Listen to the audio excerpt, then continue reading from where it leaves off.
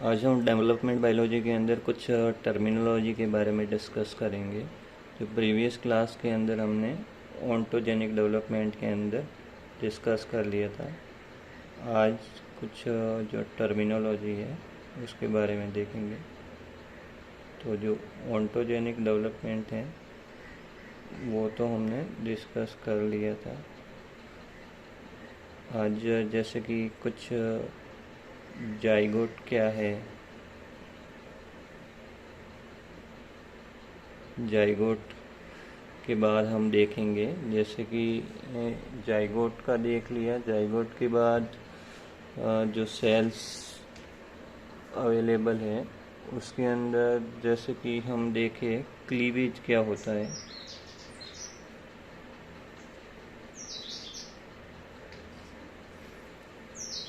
Cleavage के बाद कुछ डेवलपमेंट की स्टेजेस आती है। उसके अंदर मोरूला, ब्लास्टुला, गैस्टुला स्टेज आती है। तो इसके अंदर हम मोरूला स्टेज का भी देखेंगे, ब्लास्टुला स्टेज का भी देखेंगे, गैस्टुला स्टेज का भी देखेंगे और गैस्टुला स्टेज के बाद जो डिफरेंशिएशन स्टार्ट हो जाता है उसके बारे में देखेंगे।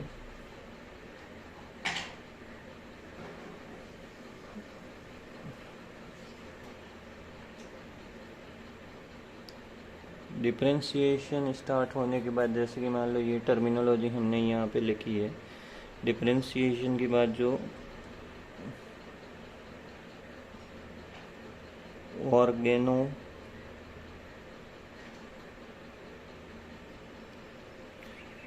जेनेसिस की प्रक्रिया क्या है और ग्रोथ की प्रक्रिया क्या है,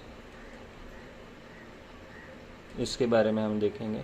तो सबसे पहले हम यहाँ पे जो पॉइंट हम अभी डिस्कस कर रहे हैं, here is the zygote. Zygote क्या है? तो जैसे कि मान लो हमने डेवलपमेंट के अंदर पढ़ा था, डेवलपमेंट स्टार्ट होता है, एक तो प्री बर्थ डेवलपमेंट हमने देखा था। प्री बर्थ मतलब जन्म से पहले, और एक जो डेवलपमेंट का प्रोसेस था वो था आफ्टर बर्थ। तो after birth mean date birth के बाद। तो ये जो स्टेजेस आ रही है, ये zygote, cleavage, morula, blastula, gastrula, differentiation या ऑर्गेनोजेनेसिस या ग्रोथ वगैरह, ये बर्थ के पहले ये यूटेरस के अंदर ये सभी प्रक्रियाएं हो रही है, या जाइगोट इम्प्लांटेशन से पहले बनता है। उसके बाद जो मोरूला स्टेज आती है कुछ सेल स्टेज तक, उसके बाद एंडोमेट्रियम से यहाँ पे इम्प्लांट हो जाता है एम्ब्रियो या जो भी फिटस बोले वो। तो सबसे पहले हम जाइगोट कैसे बनेगा उसके बारे में देख लेते हैं। तो सबसे पहले यहाँ पे स्पर्म है।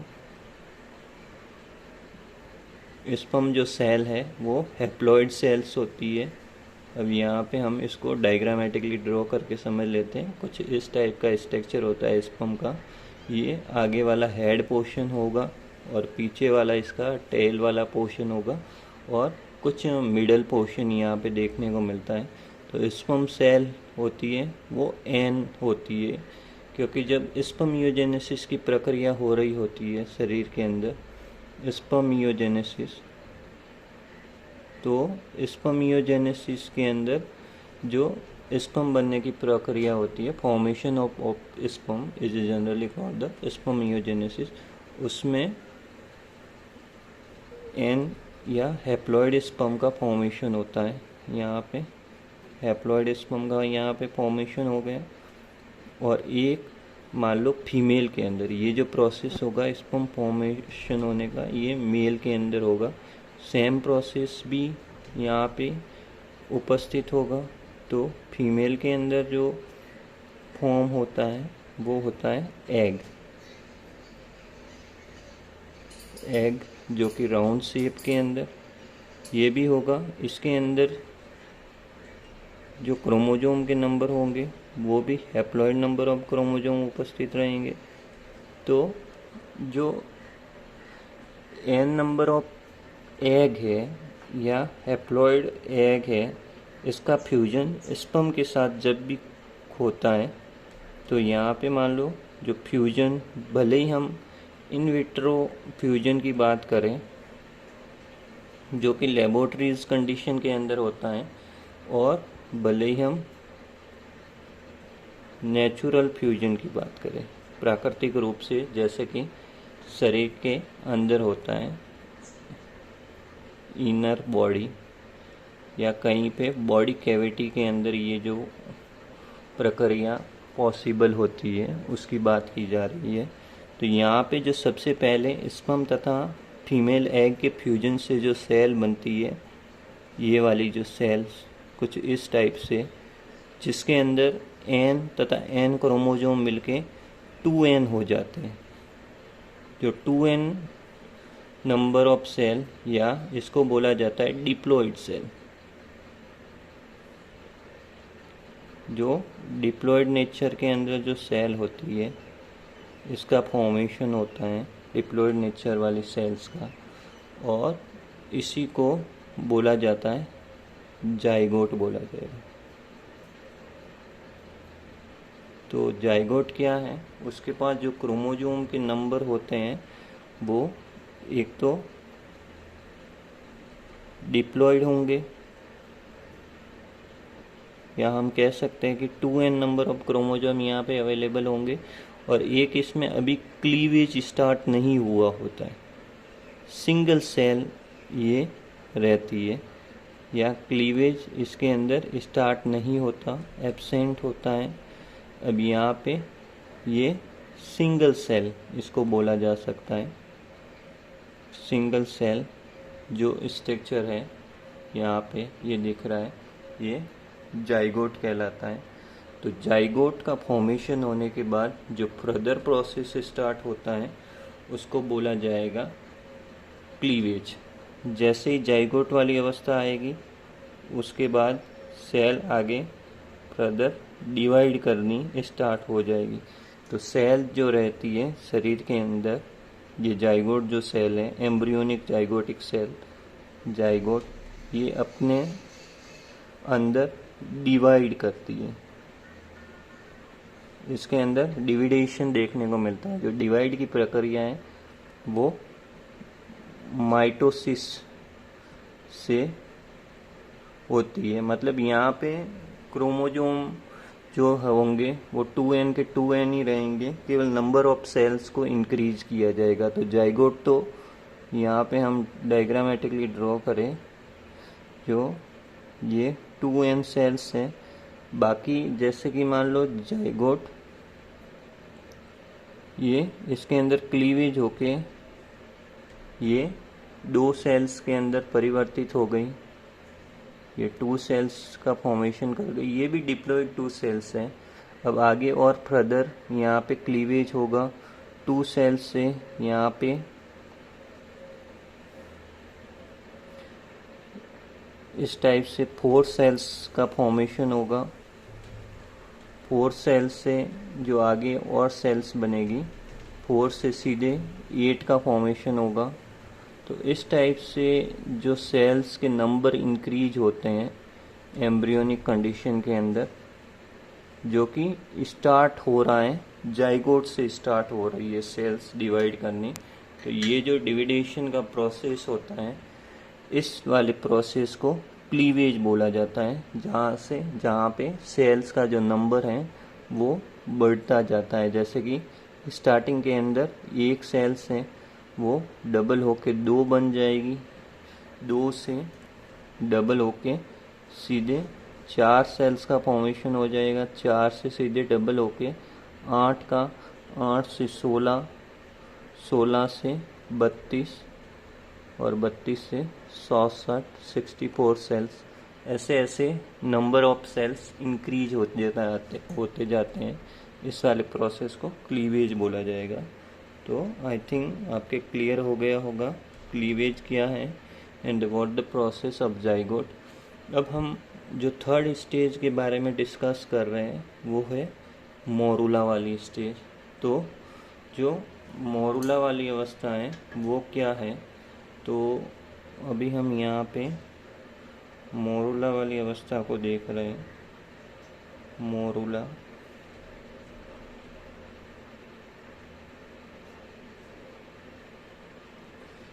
तो जो यहाँ पे हम मोरूला देखें तो ये भी एक्टिवली डिवाइड ही सेल्स का ग्रुप होता है।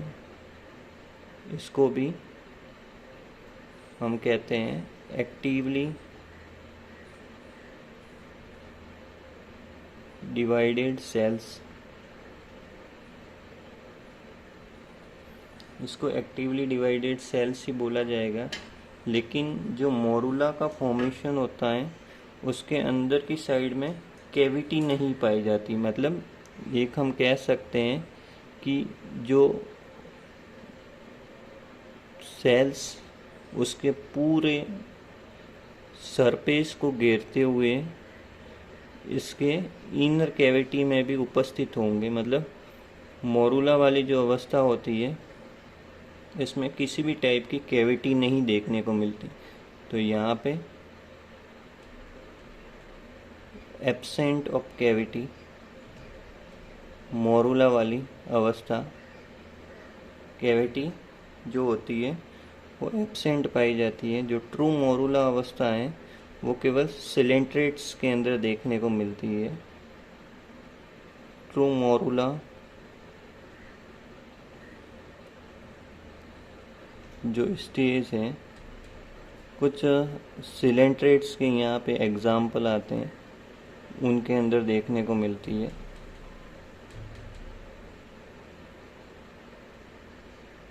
बाकी जितने भी एनिमल हैं स्टार्टिंग के अंदर, भले ही मोलस्का की बात करो, ऑर्थोपोडा की बात करो या इकाइनोडर्मेटा की बात करो, अंदर की साइड में इनके कैविटी का फॉर्मेशन स्टार्ट हो जाता है। तो कैविटी अर्ली स्टेज के अंदर ही देखने को मिलेगी। उसके बाद वाली जो स्टेज होती है ब्लास्टूला, ब्लास्टूला वाली स्टेज को डिस्कस कर रहे हैं। What is the meaning of blastula. तो अब यहाँ पे जो ब्लास्टूला स्टेज है उसके बारे में देख लेते हैं। तो जो ब्लास्टूला वाली अवस्था है, इसका ब्लास्टूला का मीनिंग होता है इसके अंदर जो कैविटी है, अंदर की साइड में hollow ball like cavity present रहती है। तो कैविटी इसके अंदर उपस्थित रहेगी या प्रेजेंट रहती है। अब यहाँ पे लिख लेते हैं, इसके अंदर जो कैविटी है वो उपस्थित रहती है। अब हम आगे और देखें, ब्लास्टूला का और मीनिंग हम निकाल सकते हैं कि इसके अंदर ब्लास्टो सेल कैविटी जो है वो देखने को मिलती है।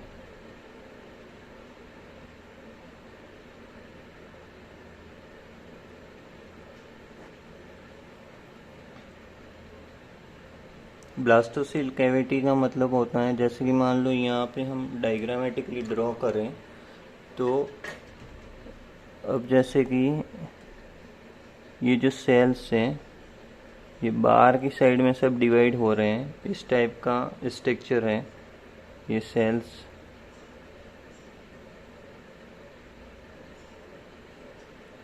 ये अंदर की साइड में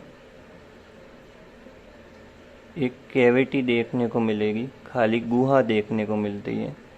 ये वाला जो कैरेक्टर होता है ये ब्लास्टूला का कैरेक्टर होता है। ब्लास्टूला, इस वाली अवस्था को ब्लास्टूला स्टेज बोला जाएगा। तो इस अंदर वाली कैविटी को बोला जाएगा blastocoel.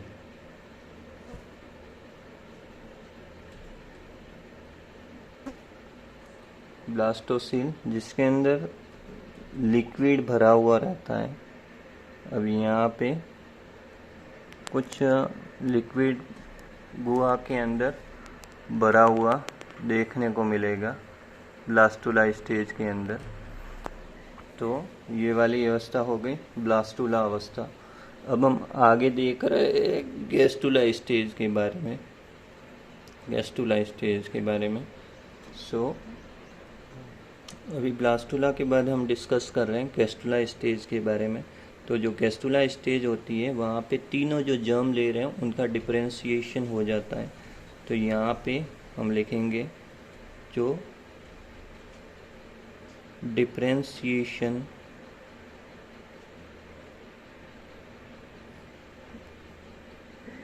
Of 3 germ layer।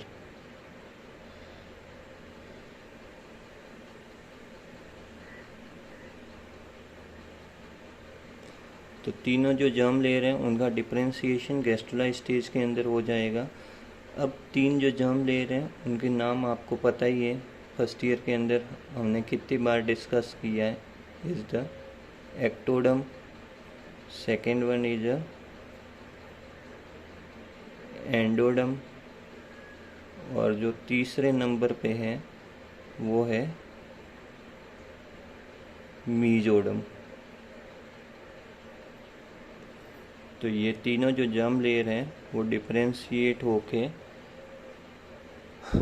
Single layer से मल्टीपल लेयर ऑफ स्ट्रक्चर का फॉर्मेशन कर लेते हैं। तो यहाँ पे जो ब्लास्टुला वाली अवस्था की हम बात करें, जो ब्लास्टुला स्टेज थी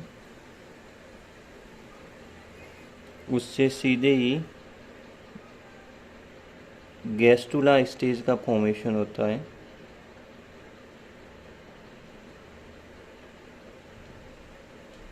गैस्टुला स्टेज का जो फॉर्मेशन हो रहा है, अब यहाँ पे अगर हम ब्लास्टुला वाली अवस्था को ड्रॉ करें तो जो इसका डायग्रामेटिकली प्रेजेंटेशन हम कुछ इस हिसाब से ड्रॉ कर लेते हैं। ये मान लो ब्लास्टुला वाली अवस्था है। ये जो सेल्स यहाँ पे दिख रहे हैं इनको ब्लास्टोमियर बोला जाता है, ब्लास्टोमियर या कोरक खंड बोला जाता है। ये है ब्लास्टोसील कैविटी, ब्लास्टोसील जो कैविटी है। अब जो गैस्टुला वाली अवस्था होती है ये सेल्स यहाँ से इनवर्ड मूवमेंट करने लग जाती है। तो जो ये सिंगल लेयर स्ट्रक्चर है जो आपको दिख रहा है, ये वाला सिंगल लेयर,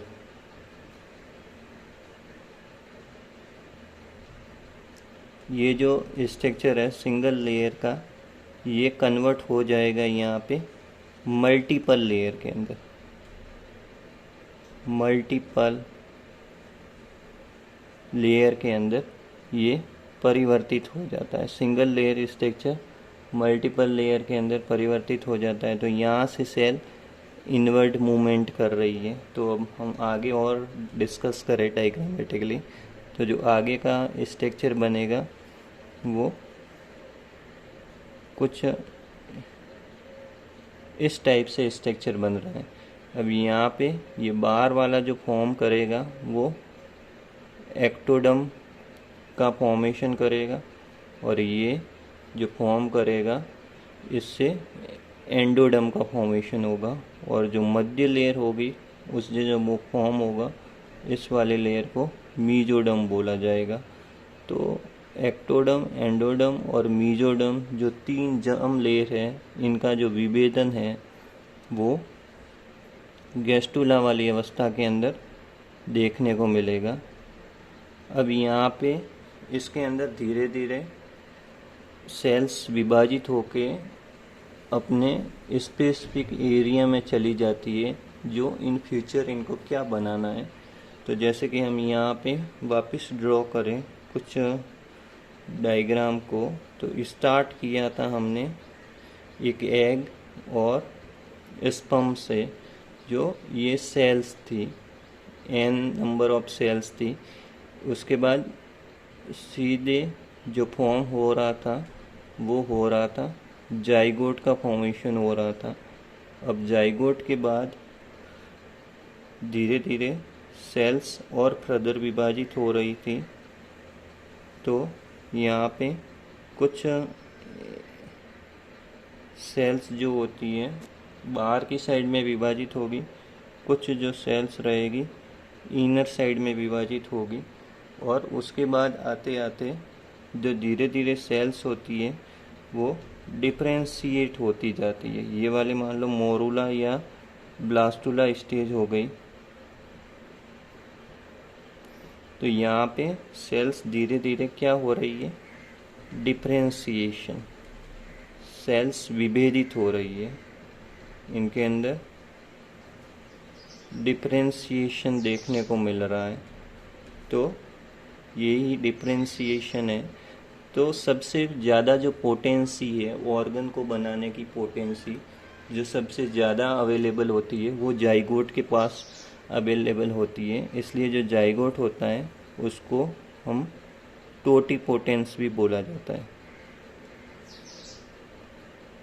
जो टोटिपोटेंस की एबिलिटी होती है वो केवल जाइगोट के पास में देखने को मिलती है। जैसे जैसे सेल्स और विभेदित होगी जो पोटेंसी है वो डाउन होती जाएगी। तो जैसे जैसे सेल्स विभेदित होती है, सेल्स की जो पोटेंसी है हम कह सकते हैं कि लेसर होती है। तो डिफ्रेंशिएशन सेल्स के अंदर होता जाएगा तो पोटेंसी है जो सेल्स की वो धीरे धीरे कम होती जाएगी। तो उस हिसाब से सेल्स जैसे जैसे फर्दर डिवाइड करेंगे, कोई एक्टोडर्म के अंदर विभेदित होता है, कोई मीजोडर्म्स के अंदर विभेदित होता है, और कोई एंडोडर्म के अंदर विभेदित होता है। अपने अनुसार पर्टिकुलर ऑर्गन का फॉर्मेशन करता है। जैसे कि मान लो हम बात करें, एक्टोडर्म जो है आगे जाके स्किन का फॉर्मेशन करती है, या आउटर जो स्किन है शरीर की, बॉडी की, उसका फॉर्मेशन एक्टोडर्म से देखने को मिलता है। जो मीजोडर्म है, अब यहाँ पे हम स्किन लिख सकते हैं, या जो नर्वस सिस्टम है, अब यहाँ पे ये एक्सॉन टर्मिनल हो गया, ये माइलिन सीट हो गई, ये सेल बॉडी हो गई। न्यूरॉन का जो फॉर्मेशन होता है वो भी एक्टोडर्म से देखने को मिलेगा। मीजोडर्म से जो फॉर्म होता है, मीजोडर्म से ब्लड का फॉर्मेशन मीजोडर्म से देखने को मिलेगा। हार्ट और जितना भी सर्कुलेशन सिस्टम है उसका फॉर्मेशन मीजोडर्म से देखने को मिलेगा। तो हम यहाँ पे ड्रॉ कर लेते हैं जो 8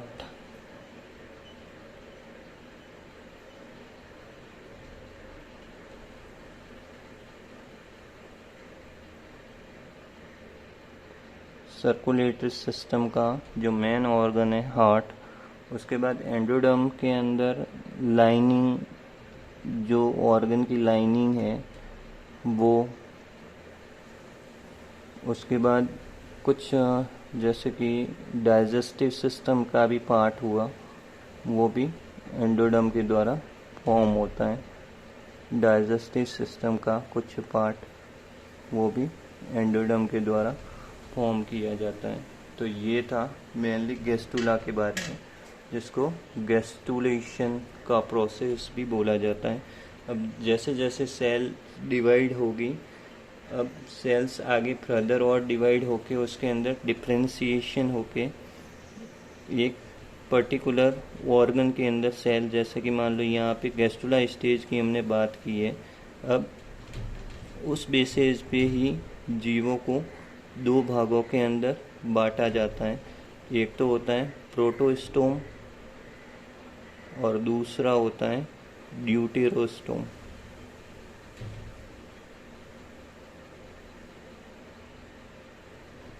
तो प्रोटोस्टोम तथा ड्यूटेरोस्टोम का जो फॉर्मेशन होता है वो ब्लास्टोपोर लिप के बेसिस पे, ब्लास्टोपोर लिप के बेसिस पे किया जाता है।